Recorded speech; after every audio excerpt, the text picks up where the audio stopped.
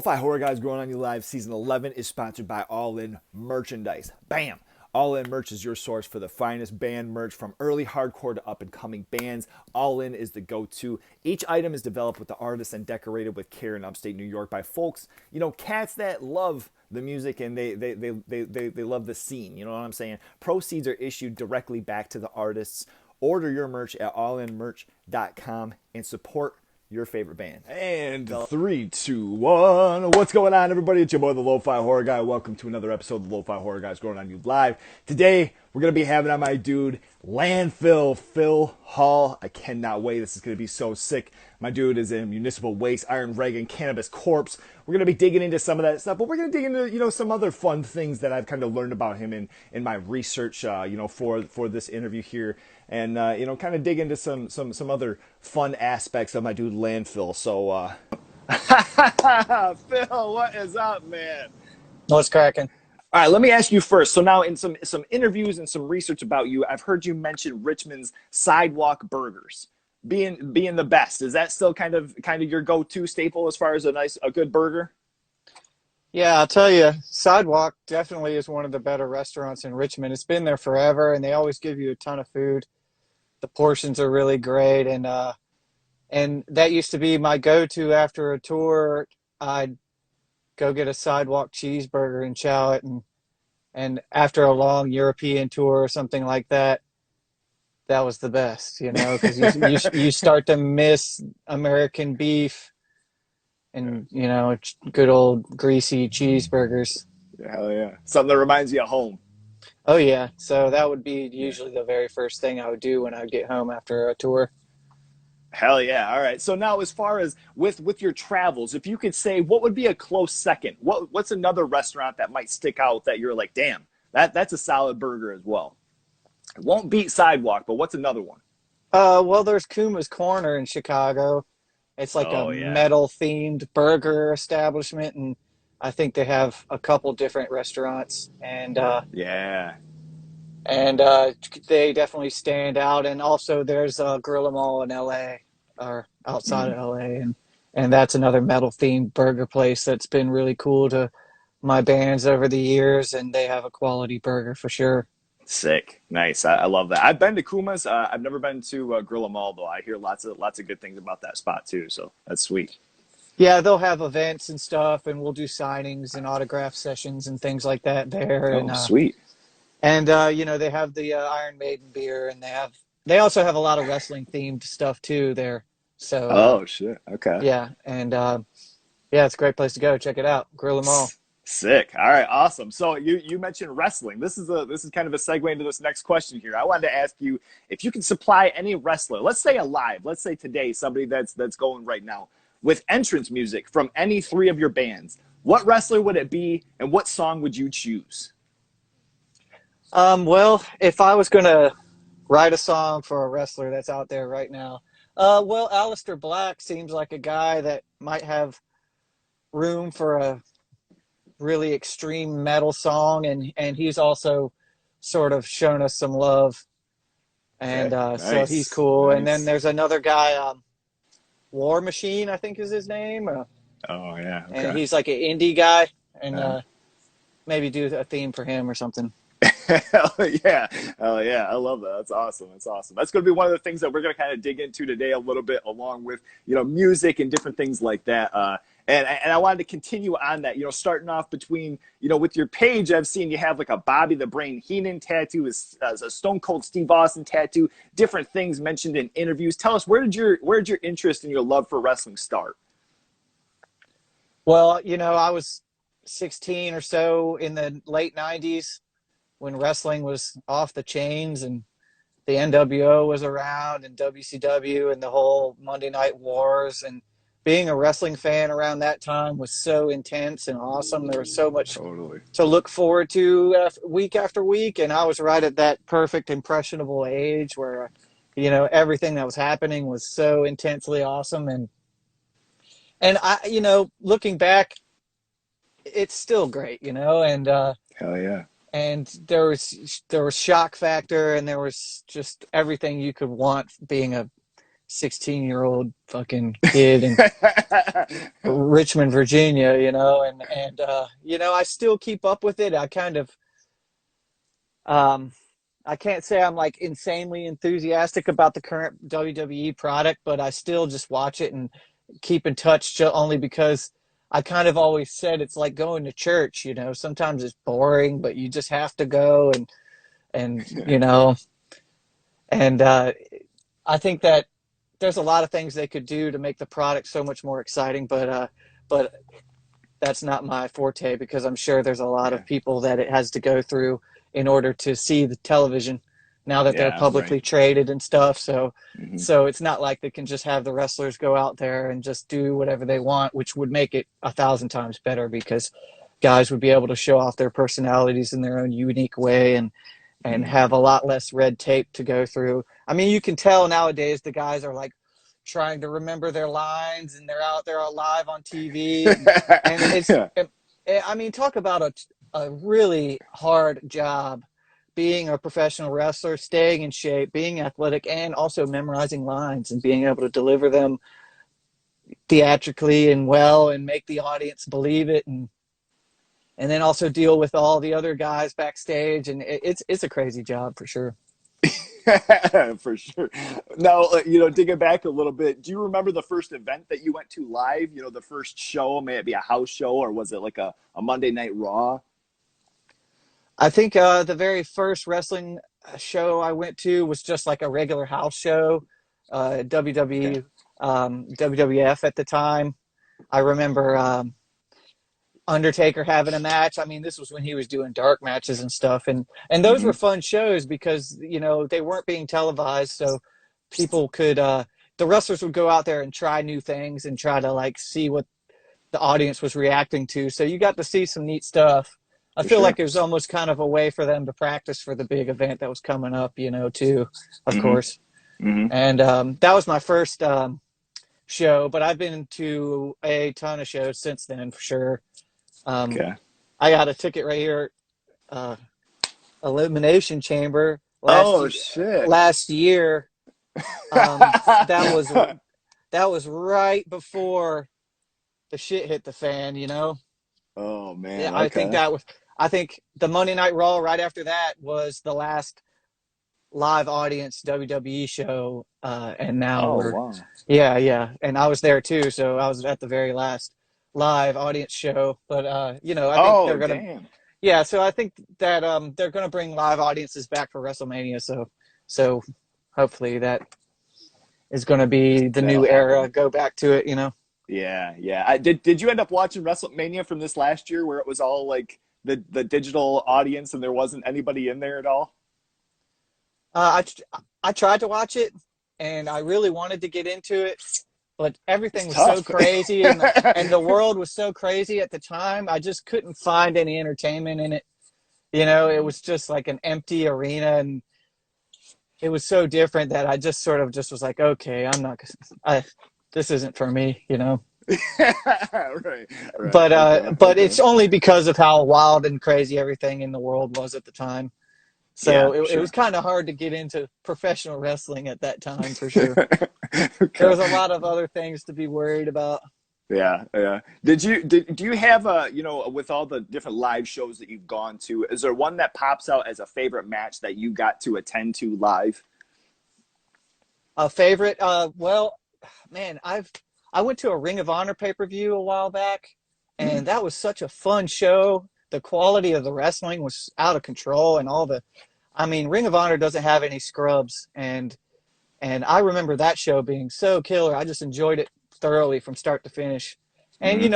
I've been to a bunch of WrestleManias. I was at WrestleMania Dallas.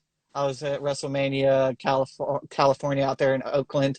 That was the one with Seth Rollins and Randy Orton where he shot Seth Rollins in the air and they did that big Oh, damn. Okay. yeah that was a pretty good one too. Mhm. And I went to the Miami one.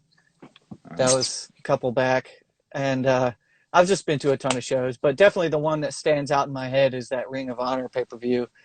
It was in Baltimore. Man, I can't remember the name of it right now, but That Okay. league is something that people kind of overlook, and they don't really pay much attention to it. It's not really like popular right now. AEW is popular Hmm. and WWE is popular, but no one talks about Ring of Honor. And I think people should definitely go check it out. That and NWA, Billy Corgan from Smashing Pumpkins has his own wrestling league, and that's pretty cool. It's like a nostalgia throwback sort of show, and they have Dokken for the theme song, which which to me made it. Like as soon as I saw the show and I noticed that they had Dokken fucking as their theme, I was like, okay, I love this now. I didn't realize Billy Corgan was associated with that. Yeah, he's the guy. He's been trying to Holy break into the shit. wrestling industry for a minute. He was writing for Impact and he was doing different things, but he bought the whole rights and stuff for the NWA. So now he's bringing back NWA, and he's definitely Damn. set it up so it looks very retro and old school, and it's cool. Damn. Yeah, that rocks. Well, I didn't know that. I'm gonna have to go and check back into that because I've seen some of the shows and I've been familiar with it, but I didn't realize that he was associated with it. That's cool. Shit. Yeah, I mean, how about that? You know, the king of the '90s alt rockers is like a crazy pro wrestling fan. Yeah, I love that. So now, as far as your musical interests, let's take it back. As far as you being a little kid, what were some things playing in the house that that caught your ear? Maybe something that parents were playing, or something that was on the radio. That kind of made an impression early on. Well, when I was a kid, I'm going to sound old, but the internet wasn't around. So I was at the mercy of what was being played on the radio. Mm-hmm. And what was being played on the radio at the time was like that mid 90s alternative stuff like Green Day and Offspring and Primus and things like that. So that's kind of what got me into music for sure. All that now it's classic stuff. And I definitely got into Primus because it was like the weirdest thing that was on the radio at the time. Yeah. And I grabbed a bass and I started learning that stuff. And I've always thought that 90s stuff, especially Green Day and stuff, was a great way to start playing guitar because all the guitar parts were really basic and simple. And Mm-hmm. it wasn't like you were a kid growing up in the 80s and all these guitar players were shredding your face off. And it must have made guitar seem like this impossible thing. Yeah. But, but I learned how to play Brain Stew. I was going, damn it. And I was like, oh my God, I'm doing it. I'm in, Nice. Okay. and, it was just, it was all uphill from there. Yeah. Okay. What was guitar or bass? Which was the first thing that you had picked up and were trying to excel at? Well, I found a guitar in a dumpster that had like a built-in speaker. It was like, it must have been the biggest piece of shit ever. And I found this guitar and the strings were all brown and rusted, but I was like, oh my God, it's a guitar with strings. And the speaker, when you turned it on, it sounded real shitty and distorted because the speaker was all blown out. But it sounded like a distorted guitar. And I was like, and that was my first guitar. And, after that, I got like a $200 Mexican Strat. And, okay. Those things aren't exactly easy to play either. And as a kid, you're like, why is this so fucking hard? And you don't realize that lower quality guitars are really hard to play because of the action and the way the guitars are set up. And once I got a pretty quality guitar, I realized, oh my God, this is great. But, it's kind of like, maybe it's kind of like training like in high gravity or a high altitude. Right. And you're learning it in the hardest environment. So when you go back to normal environment, it seems easier. And I was in strings class in high school too. So I was receiving a musical education. I was fucking off and being a fucking dickhead little kid, but I did learn how to, read music kind of and like count to 4 and keep measures and keep timing and so that was kind of a valuable education too, just the basics, the very basics. And now in like a band class, did you have a different instrument that you had started off with that kind of turned into the strings? I was playing upright bass in strings. Oh, no. Okay. Wow. So I was playing one of those big upright basses, and the upright bass is tuned exactly like a normal bass, EADG. So, I could play like you know, Come As You Are by Nirvana or something on it, and I thought that was really neat and cool. Yeah, And sure. yeah, I recently bought a new upright bass just to have one, you know, because I've been getting more and more into like Western swing and like country music, and I just wanted to have one, and it's really fun to play. Those things are really awesome. Oh, damn. Okay, nice. Now, you'd mentioned, times before streaming and the internet and such. What was an album that you remember early on, buying with your own money? May it be an early paycheck or maybe an allowance or some birthday money? What was something that you remember going and buying yourself? I remember the first tape that I ever got was Red Hot Chili Peppers, Blood Sugar Sex Nice. Magic, Mm-hmm. and I wore that thing the fuck out. And it's a good album. I feel like it still holds up. I Still mean, great. people hate the Red Hot Chili Peppers and their newer music is whatever, but man, check out Blood Sugar Sex Magic. That album is so like great, the bass lines and stuff. But Totally agree. maybe it's just nostalgia for me. But Mm-hmm. as far as metal goes, my friend let me borrow this mixtape that had Emperor on one side, and then it had Morbid Angel on the other side, and Whoa. that was like my first like really foray into super extreme crazy metal. And man, I when I heard Emperor the first time, it's such a dense ball of sound, like with the orchestral arrangements and the blasting. I didn't even comprehend what it was. I was just like, what is even going on with this? And even Morbid Angel too. Like I'd never really heard blast that fast or anything. Yeah. So, it takes a little while almost as a kid getting used to what you're listening to. It just, at first, it just sounds like this intense, dark sound blasting you, you know? And I Mm-hmm. think that's what drew me in, that, and, you know, there's the aesthetic of being fucking dark, and I like that too, at the Yeah. time. I was, Yeah. I Kind was of the just rebellion with it. trying to seek out darker and darker music, and Mm-hmm. once I heard Cannibal Corpse, I was like super hooked. I think that was the band that Nice. sort of like got its fucking claws in me, and I started just being like all about it. Totally, totally. I can agree with that. That's definitely one of those bands that can pull you. If you hear something and you're not too into to death metal or black metal, and then Cannibal Corpse is one of those things where it's like, well, check out this and see if you have any interest, because you can definitely branch out from there for sure as far as in that genre. I feel like the secret of Cannibal Corpse is how simplistic the drumming is. I mean, it's very fast and it's. But I've always said Paul is like the Lars Ulrich of death metal. He writes these. They're really basic drum parts, really. Uh-huh. When you compare it to other super technical death metal bands, but I think it's the simplicity of those drum parts that makes their music a little more accessible. They're not constantly barraging you with intense timing changes and stuff. It's just very full force, like straight ahead, like pounding, groovy death metal. And I think that's Mm-hmm. that's what kind of makes them a little more palatable to someone that's not like super educated in the ways of technical, crazy death metal. Yeah, good point. Good point. I like that. What do you have anything that comes to mind as far as an album that maybe you bought off the cover art? You went to a record store or a CD shop and you saw just the cover art and you're like, damn, what the hell is this? Well, I mean, that was one of the best parts about looking for metal, Yeah. looking at these crazy covers. I remember I would look if there's a band that I really liked, I would look on the back, and usually there'd be a band photo, and usually they'd be wearing some T-shirts, and usually there'd be some bands on those shirts that I hadn't heard of. Yeah. So that was Okay. kind of my way of, or I'd look at the thanks list or something. But as far as covers go, I mean, of course, Cannibal Corpse's covers were like Tomb of the Mutilated and stuff. Just really, just was like, wow, this is insane, and Deicide for sure, Once Upon the Okay. Cross and stuff. And you'd get these things and sort of be like, I'm getting away with this something, I'm getting some real evil, you know.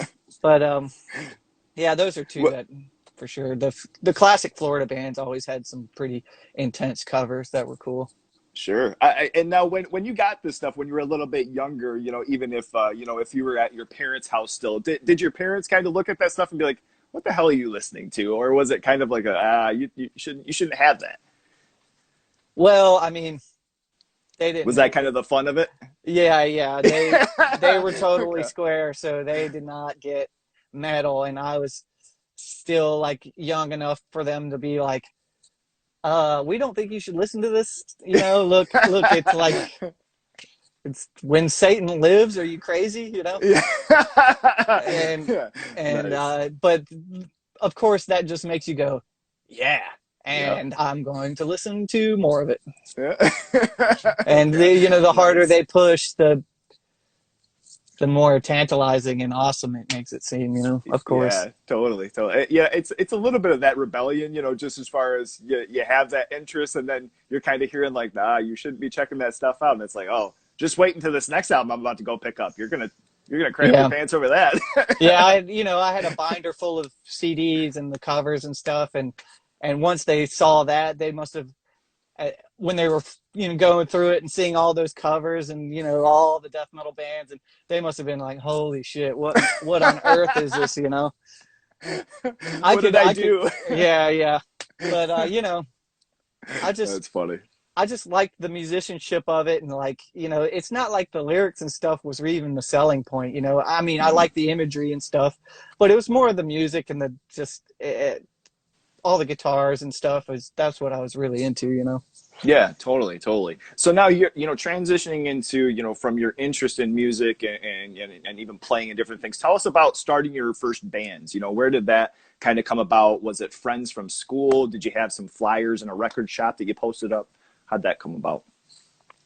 Well, yeah. As soon as I learned how to play a friggin' bar chord on the guitar, I started a band with my buddies that were at my level. We were all brand new and didn't know how to play our instruments and stuff. So we started a band, and it really sucked. And but we were into Guar, and we were into the Misfits. So our music was sort of like Okay. us trying to be Guar and the Misfits. We were playing like crappy punk, but dressing up in costumes, and we were playing gigs around town. I was probably 14 or 15 at the time, so I did get some experience like playing shows and loading into venues, and feeling that energy from the crowd.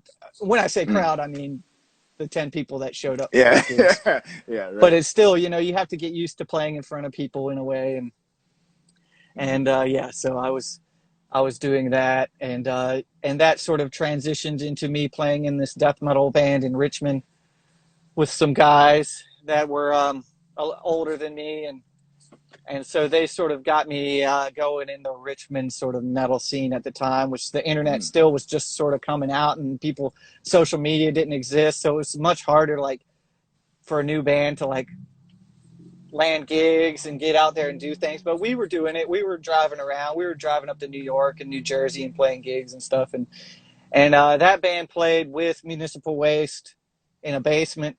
And as the story goes, they saw me playing bass for Nehema, which was the name of the band, at Mm. that gig. And at the time, I was really young and I was really excited about playing. So I'd be freaking out and headbanging and going crazy live and just exerting maximum energy, and I think I made an impression on the boys. And so later on down the road, um, I got the opportunity to play Damn. for Municipal Waste, and that's when things really got started. Oh, okay, okay. So, kind of branching from just a couple of earlier bands into all of a sudden, being in something bigger. And well, now, were you doing a lot of tours at first, or did it kind of take some years as far as with Municipal Waste? Well, yeah, I was just kind of like playing. I mean, my bands were really just playing around town, sometimes the occasional out of town show. And Sure. But then once I landed the gig in Municipal Waste, that's when the real full time touring, Mm, and that's they we hit the ground running. And when I joined Municipal Waste, I already had some heat going for sure, and that was my first trips out to like California and Texas and the West mm, Coast in yeah. general, and it was just really fun. And we were still playing basements and doing wild and crazy shows like in the middle of nowhere, Reno or something, in someone's house with Annihilation Time or something. And those days were super fun. It was more like camping trip with the boys and getting out there and just just seeing what happens, you know, and Yeah. Okay. and you know, these days it's a little more regimented, and you know, it's no more basement shows or anything like that, but it's still a lot of fun for sure. Hmm. Yeah. Okay. Cool. You had mentioned in one of the earlier bands, having some costumes and different things. Was it like war paint, or was it you were putting on different masks from horror movies or some shit? How did that go? Oh, okay. Well, that was the band that's my very first band, and we were like Okay. 15-year-olds, 14-year-olds, and Hmm. we had bought some like masks from Spencer's that were like these like scarecrow masks. And Okay. so we were like scarecrows, and we were like playing. Oh, nice. Okay. Give a little Yeah, little visual aesthetic to everything. yeah. You know, we liked the Misfits, and we thought that was kind of like something the Misfits would do. Hell yeah. Okay. All right. Cool. I like that. Something I wanted to, recently I heard you talk about was during the pandemic, during things slowing down. Aside from music, you've been working on a cartoon of your own titled, is it Morbicon? Yeah, it's called Morbicon. Okay. This is a project that I started working on really intensely once, you know, the lockdown started happening, and I found myself with a lot of time on my hands. So I figured I would do like a really over the top, dark melodic metal album, kind of like in the veins of my favorite like 90s black metal bands like Emperor and Immortal, and, you know, the arena black metal stuff. Yeah. Okay. And so I've been working very intensely on this music, and I'm very happy with the way it's turning out. And Damn. and once I got the album finished, I started learning this animation software. And the more I got into it, the more I realized I should just I should animate the entire album. So now I'm in the process of animating this entire black metal album, Damn. it's a very intense undertaking, but I'm chipping away at it. I've got, you know, I've got about two done so far, and I'm definitely really taking my time and making it as good as I can. And it's almost kind of like episodes now. Each song Okay. is like an episode. It's going to tell one continuous story, and it's just classic D&D kind of black metal stuff, you know. It's going to be really fun and cool for everyone when they see what I've been working on. Holy shit. That is so. It started with the music. Then it didn't even start with the whole idea of doing a cartoon. Yeah, it started. I mean, it started. Me and my buddy Matt from uh, Minneapolis. We He put up a random Facebook post going, "Hey, anybody want to write some black metal tunes?" And I was like, "Yeah, sure." You know, I had time.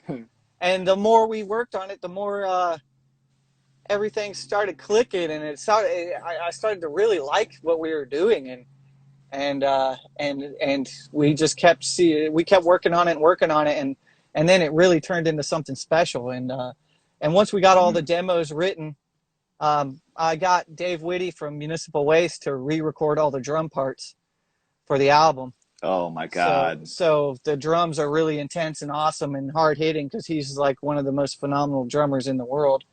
And you Wow. know, and then we got the drum tracks going real good, and then I tracked all the guitars, and I put down like 4 rhythm tracks, and there's all these solos, and there's even symphonic parts, and there's just like everything, even the kitchen sink, you know.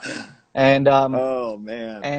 yeah, it's I mean, the songs are like 7 minutes long, and they're incredibly epic and catchy and classic. And then we got this other guy, Matt from Foon Troll, to record all the vocals.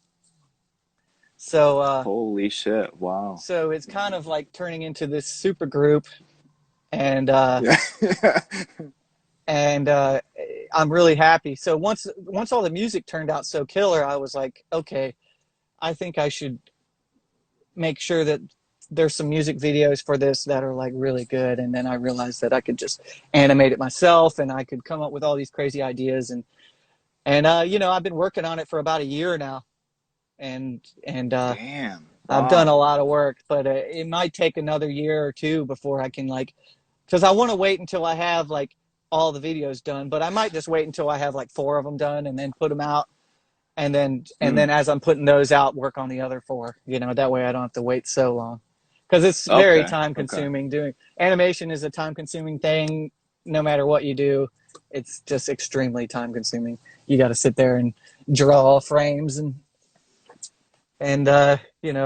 come up with what it is. It's Right. the first video was easy because I was just making stuff up, like, oh my god. But then once I got to the second video, I was like, now I have characters and like locations and stuff that I got to kind of come up with. And A I whole bet world. I bet by the end of it, it's going to be like this epic Lord of the Rings level, like fantasy, crazy epic thing. God That's what I'm damn. hoping That's for. so I sick. want to create, I want it to be that sort of thing. But Dang. Now, yeah, if you don't want to answer that, that's perfectly fine. I was just wondering, as far as you've mentioned, some of the songs being 6 or 7 minutes, are the actual episodes that you're doing, as far as like the cartoons or the animation, are they going to be the whole song length, or are you just doing like a certain section of the song with it? yeah, the entire song, yeah, yeah. Wow, So yeah, the videos are man, like 6-7 minutes, and damn, that's yeah, so sick. Holy shit. yeah. But the software is pretty fun. Like, um, I use a software called Toon Boom Animation, which you can do frame by frame animation and draw each individual cell. But there's also something called cutout animation, where Mhm. you only have to draw, like, let's say I wanted this hand to move. I would just draw the fingers, and then I would draw the hand on, like, as different separate drawings, and then you can kind of move the fingers individually and do whatever you want, and you don't have to sit there and draw them over and over. And so that Oh, makes it a okay. little less time consuming. And if you watch anyone's animated videos out there, you'll notice that it's cut out animation. Like, they'll draw one arm and they'll just move that arm around. They're not drawing the arm every Drawing single the same frame. Yeah, thing. yeah, Oh, yeah. okay. Now, was this stuff? I mean, as far as the animation and drawing and different things, were these things that you had messed with before, or is this just kind of like a first time undertaking? As far as just learning all this shit.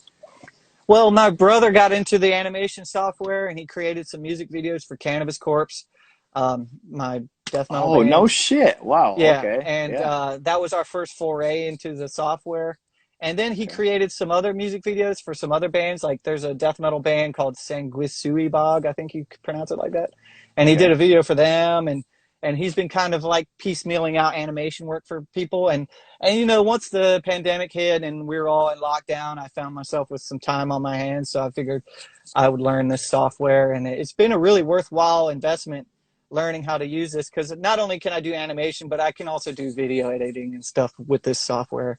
And it was just about time Wow. that I learned how to do that, now that I've already gotten into the music production side. Hmm. And so now I can just be a one-man production machine and make all the music and all the videos and stuff Jeez. myself, and I don't have to really go through any other channels to make it happen.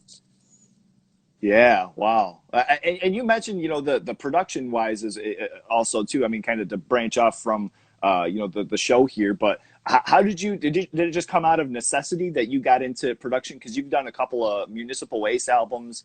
Did you do something or did you do Cannabis Corpse as well?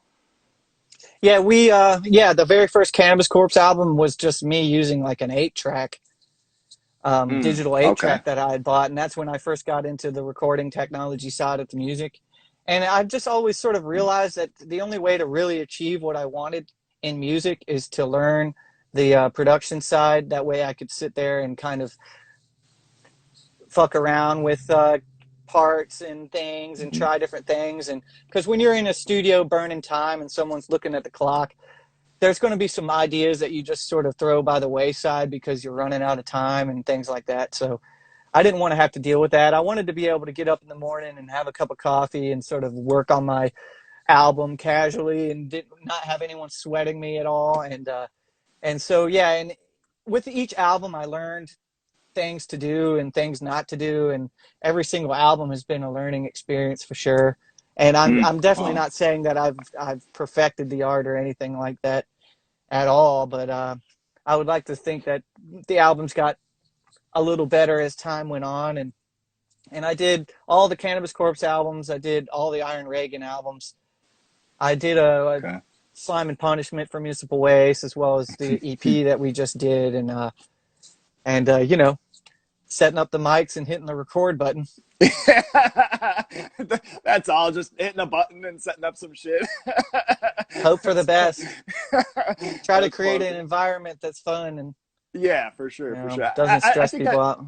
that touches on a good point though, as far as with music, you know, is something, and it's something that I've always appreciated, kind of, you know, being in hardcore and punk bands too, is the DIY, you know, approach, as far as, you know, you live in a town that you don't have a bunch of venues that you can play at, so you're like, hey, shit, who's got a basement? Who's got a little side shop from a garage that we can use, or some shit like that? You can't find somebody to record your stuff, or that they're pressuring you the whole time you are recording. Do the shit yourself. I like that. I love that approach with things. Yeah, and it's easier than you think. All the musicians that are out there that might be listening to this, that are thinking about it and think that it's this impossible mountain to climb, it is a little intimidating, and I was intimidated at first, but the more you get into it, the more you realize that it isn't such a mind-boggling thing. I mean, there's a lot of buttons and a lot of tools that you will never use. You don't need to learn every single one. Like, Right. there's definitely things you don't even have to bother with, you know, and you'll be happier with the result, because, you know, you can always pay a really good engineer to mix your tracks that you've recorded at your home, and he can make it sound a lot better, because, you know, that's where the real expertise comes in, mixing. And I don't mix myself. I always send the tracks to somebody else to mix, and that's a nice way to do it too. Oh, You okay. do all the tracking, and then you can just give it to somebody else and be like, here, you know, fucking make it sound good. And Please and thank you. yeah, I enjoy that method, because I think that if I was mixing myself, I would never be happy, and I would mix it into oblivion until it was just like one big muddy sound, and Mhm. I would never be satisfied. Yeah. Okay. No, that's funny. That's great. One other thing I've heard you had mentioned recently in an interview, as far as, you know, with some downtime and different things with, you know, during the pandemic, is an interest in checking out some horror movies. You've been watching some things, and, you know, my channel, I talk about some of that stuff too as well. What have been some favorites that you've watched recently? You know, maybe in the last like year or so, since all this shit's shut down. Yeah, we've been watching a lot of horror movies, and there's been a lot of questionable ones that you're Yeah. just like scratching your head like, ugh. Yeah. But you Okay. know, there's some fun ones that poke through. There was this Five Nights at Freddy's sort of rip-off Nicolas Cage movie that just came out. Yeah. Willy's Wonderland. Yeah, Willy's Wonderland. I Hmm. enjoyed that because of how insanely campy and weird it was. Yeah. And Okay.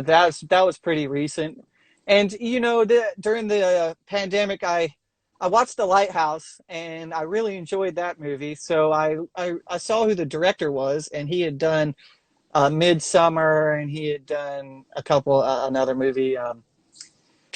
But his movies really blew me away. I thought they were really creative and good, and just quality horror, Hmm. cerebral, not so heavy on the slasher, ghouly kind of stuff, which is fine. You know, I like that stuff too, but I like a little thought out sort of like plot points Yeah.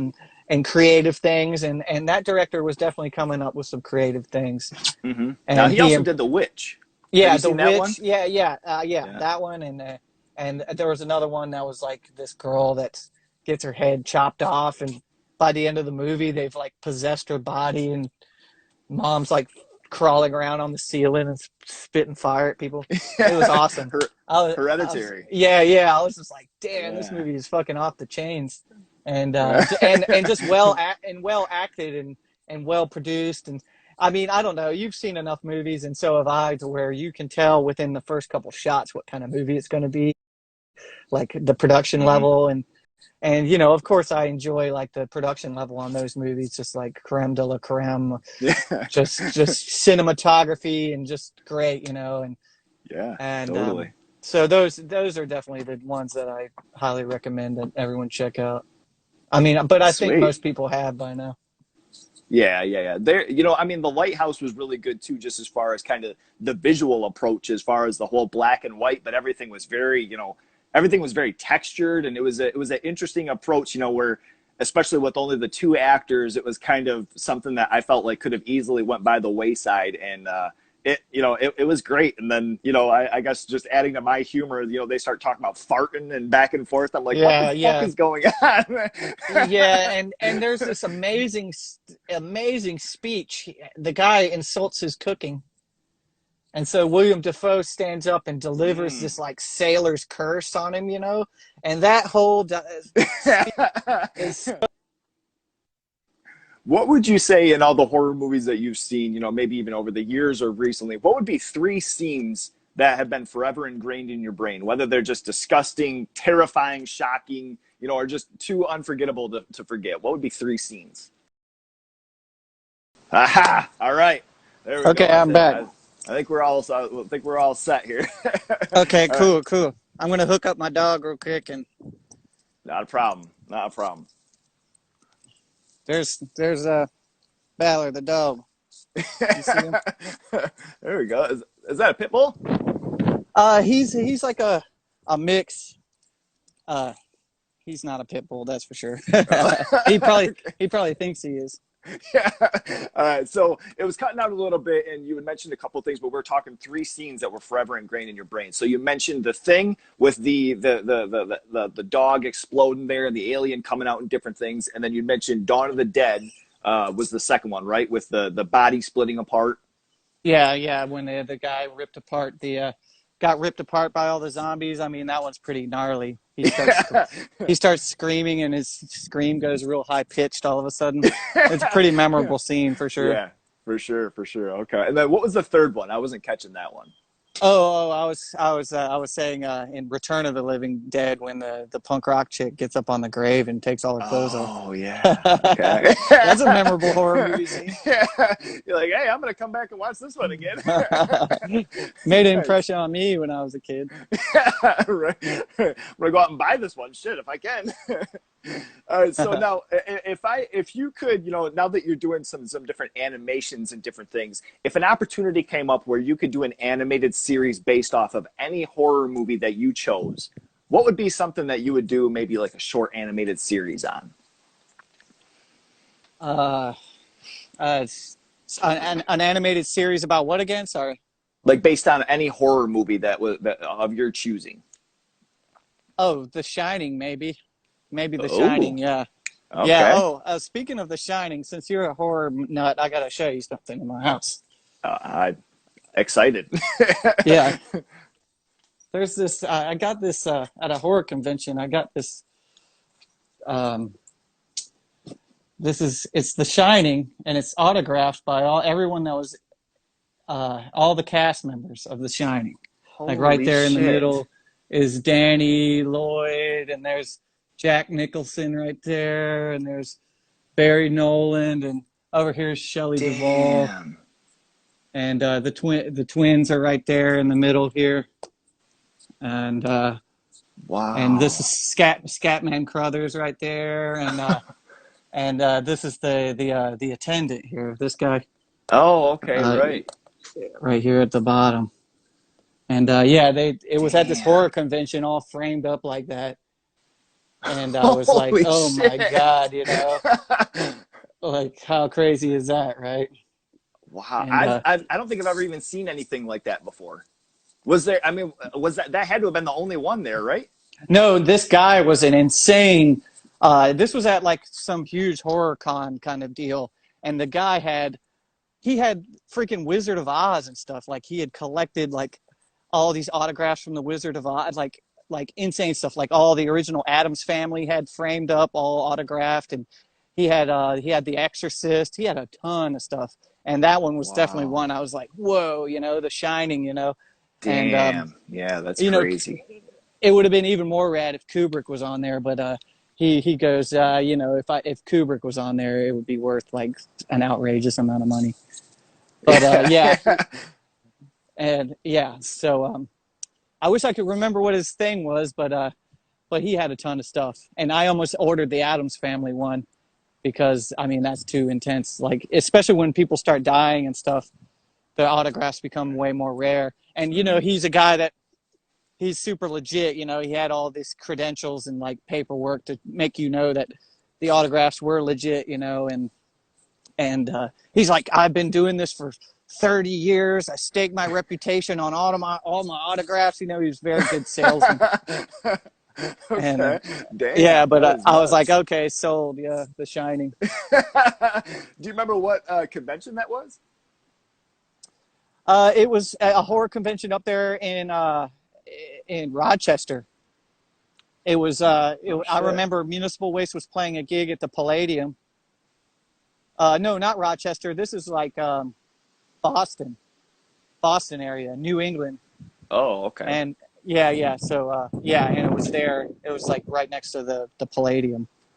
Man. And there was Wow, tons of, that's you know, there was horror icons there signing autographs and stuff. But I was looking through all the stuff and found that thing, and I had to have it. So I carried it around the whole damn tour. This was like, Oh I had to my like, God. I boxed it up and made it safe and kind of like fucking stashed it in the tour bus so I could take it home. You know. Okay. Okay. That's something that you never think about when you're like, man, I gotta buy that thing, but then you're like, fuck, I gotta carry this around the whole rest of the day. Yeah, but it was worth it. You know, I was so happy to get that thing home. Hell yeah, totally. I mean, that's absolutely amazing. Have you now, as far as the Shining, have you read the book, or is more of your reference Yeah, on I've like read on the movie? Yeah, I've read the book for sure. It's a lot different from Okay. the movie. I was Mm-hmm. shocked to find out that the whole all work and no play makes Jack a dull boy thing from the movie wasn't in the book, Mm-hmm. because that's one of the most genius things in the movie when Right. you realize that even since the beginning he was crazy. Yeah, yeah, And for sure. yeah, that wasn't a part of the novel. And the novel also had like more about like the shrubs coming to life and attacking them and some strange things like that. But Yeah, okay. That was going to be my you know, next question. Is there something from the book that you would put in this animation? But maybe something like that, like the shrubs coming to life and, showing a little bit on that. yeah. I mean, I don't know if you checked out the sequel they did to The Shining, Doctor Sleep, Yeah. that came out recently, Mhm. but I thought it was pretty damn good. Like, it definitely surpassed my expectations as far as a sequel to The Shining. I It totally wasn't so agree. it wasn't so obvious in a lot of ways, and it seemed pretty scary in a way, Hmm. and plus they hit you with that classic Shining theme like at the perfect spot. You know, Yeah. they didn't they saved it for, you know, when they're returning to the hotel. Uh-huh. And Yeah. and there were some things, and like the actor that they got to play Jack Nicholson in the bar was pretty cool. Pretty not like an outrageous Jack Nicholson impression, but like a Hmm. pretty low key one. And also the woman that they got to play Shelley Duvall's character in the movie was pretty right on, you know. Yeah, So totally. things like Totally. that were making me pretty stoked because I love the original Shining so much. It's like a wonderful movie. Yeah. I'm trying to think of what was the villain's name, the Hat. Uh, God, That her name was what the fuck is her name? wasn't it just the Hat or something like that or It, something? it, it was it was something like that. I can't quite remember, but the one thing about that movie that still it just digs at me every time that I think of that movie was the scene where she's either sucking the soul out of the little kid or killing the little kid, and he's screaming. Oh man, that part fucked me up. That was Yeah, it's pretty pretty rough. intense. Yeah, pretty Yeah, intense. yeah. Any So movie that deals with children and stuff like that can be pretty gnarly. yeah, rough. So Hmm. now let me ask, as far as in your travels from touring, going out of country, all around different places, different states, what has been something that you've picked up along the way, maybe from fellow musicians or just something on the road that is too cool to just throw away? That's something that you're gonna forever keep. Something that I've picked up on the road that I would forever keep. Um, well, there's a couple of T-shirts from like big festivals and stuff. Like Vakin Festival, for instance, I have a shirt from that festival, Mm. and those T-shirts, especially if they have the band logo printed on the back with all the other band logos, I really like collecting those, you know, because Okay. Nice. it's definitely a really good memento of that show or whatever thing, you know. I have like a Bloodstock sweatshirt that I wear all the time that has Municipal Waste on the back right under King Diamond, and like, you know, Dio and stuff, or Mhm. whoever was, and stuff like that is pretty cool. Just to have a little Sick. memento of it. Yeah, hell yeah. I love that. I like hearing that too. And, different musicians that I get to interview and talk with, I like to ask that just because I think it's a cool thing that, along the way you kind of pick up some different things, and every once in a while you hear something, you're like, wow, that's cool. And some people have, different angles on the answers, and there's, something like a t-shirt, that holds that memory of that show or that concert, that tour. So cool. I love and appreciate that answer. Yeah, of course, tour laminates too is like the big one, to Oh yeah. collect and hold on to. Okay. In my studio room, I have all the tour laminates from Oh, playing shows sweet. over the years. Okay. See if I can show it to you. I had it all framed up there. Holy shit. It's like, Nice. I've played a lot of shows, Damn. and I just framed them, because I figured I wanted to display them somehow. I definitely Damn. have another frame worth of tour laminates too, but I just kept that one, like all my favorite ones that looked really cool. Yeah. Okay. Okay. That's cool. I like that. It's kind of a different way of displaying, some art in a sense, as opposed to a print or something, having those, and each individual one has, a different, like a cover or, artist piece on them. So that's a cool thing to display. Yeah, they're all different shapes and designs, and some of them even have like holographic deals, and Mm-hmm. it just depends on how much money the headlining band wants to fork over. Yeah. Yeah. Sick. It's worth it. It's worth it to have a fucking killer tour laminate. Yeah, yeah, I like that. Now, this is wrapping up our interview, man. I do have one finale question for you, but this is your opportunity to just let everybody know. Aside from your animation, your cartoon, what are some things that we can be looking forward to? I think Municipal Waste has some new music going, right? Yeah, Municipal Waste is Municipal Waste is wrapping up a new album, and so that's coming in hot for sure. Nice. We're putting the final touches on that bad boy.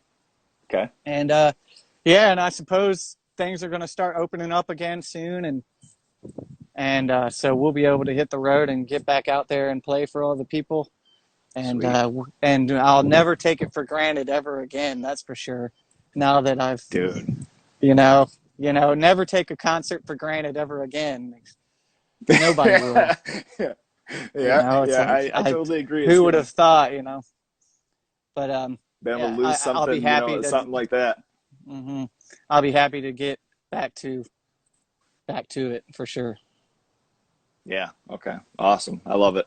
So this last finale here, I was trying to conjure up something, a little bit of an idea. So, when all this lifts and, we get to have shows, we get to have festivals, different things. Let's say, you and the boys were throwing a festival, and it was going to be, the headliners were going to be Cannabis Corpse. You're going to have Municipal Waste, Iron Reagan.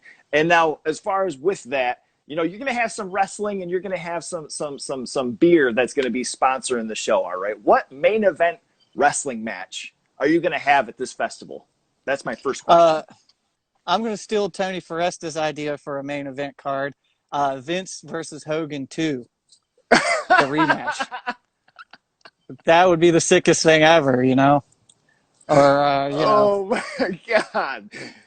Or That even would be Stone so Cold sick. versus Vince 2 would be sick too, But like, yeah, because I don't know if you've ever watched Vince versus Hogan 1, but it is a hidden gem. It is such a gem. Dude, like Vince's performance. A great match. Vince McMahon is one of the greatest performers that has ever been in wrestling. He was so entertaining, even though he was really sloppy and he Rubbery. looked like he was. Yeah. It made it even more compelling because he'd be like, "Oh my God, he just got hit hard," or he took that wrong. But right. he takes a fucking ladder bump. He does it all, and he comes out more swole than fucking Hogan does. That's the other thing. Yeah. Him and Shane too. Shane McMahon. Some of the shit that he's done, even coming on. And some of the few matches that he's done, they know what they're doing. Yeah, Shane. Well, Shane always got to do a big bump to get his match over. Yeah. Right. He's the thing with Shane is he's got that hilarious like baby face kind of thing going on. Yeah. So I can never really take him seriously as like this gnarly fighter that they want to Yeah. try to Right. convince people that he is, Yeah. Right. And Right. I mean, we all know why he's in there, Yeah. Yeah. Yeah. So, I mean, So, we thought it was funny when we were at WrestleMania Dallas.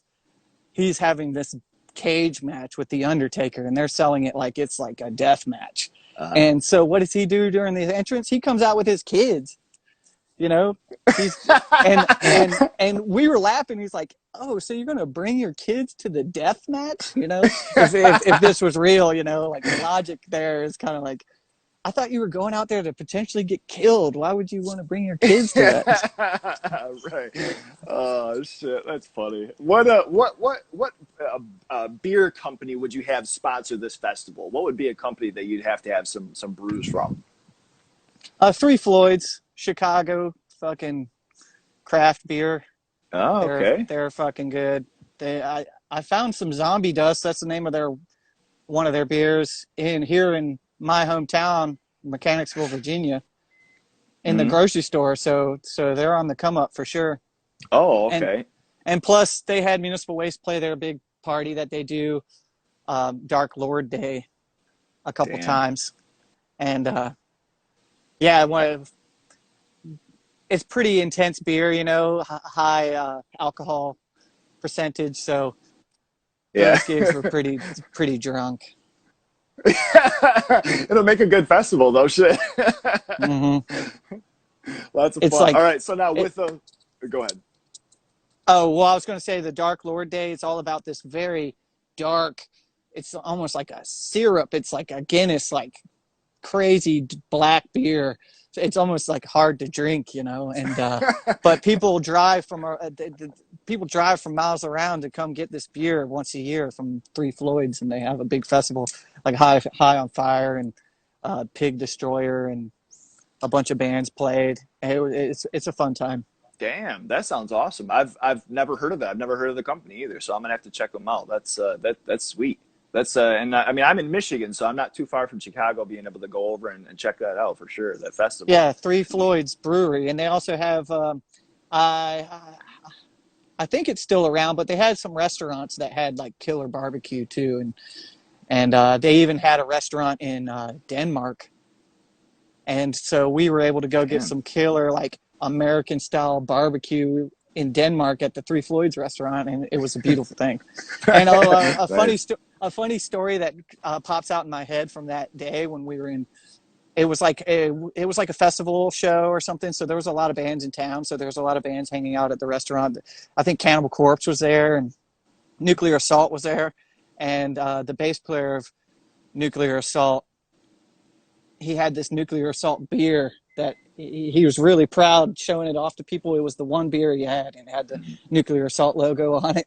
And he's showing it around, and then we hear crash. He had dropped it. He had dropped the Nuclear Assault beer, and it was like, oh yeah, Oh I'll never forget it. That is so shitty. The only one. Yeah, and that's what made it funny, because he was very specific on that. It was the only one that he had, and it was like crash. Oh, everybody was like, "Oh damn. Man, there it goes." There it goes. All you got is a label now, dude. Oh shit, Yeah. that sucks. All right, well, along with the three bands, what would be two other bands that you would have play this festival? If I could pick any band, Anyone? If I could, okay. Well, let's have Black Sabbath play, and God. let's have King Diamond play. Dude, that's going to be a sick festival, man. I hope that comes to fruition, because that would be absolutely amazing. Damn. All right, dude. Look, Phil, thank you so much. This has been absolutely awesome. I appreciate your time, and thank you for doing this, man. This is sick. I look forward to the cartoon there, the new music. Look forward to all of it, dude. Hell yeah! Thanks for having me on the show, and thanks to everyone out there for checking it out. Yep. Love you all. Thanks for all the support. We couldn't do it without you, and looking forward to getting back out there on the road and playing for you people, and loving every minute of it. Hell yeah. Hell yeah. All right, man. Thank you so much. You got my dude Landphil here You got Municipal Waste, Iron Reagan, Cannabis Corpse, Lo-Fi Horror Guy. You guys take care. Stay safe, man. See ya. He's a lo-fi horror guy. Yeah, he's kind of a guy, but he is so lo-fi, lo-fi a horror guy. Yeah.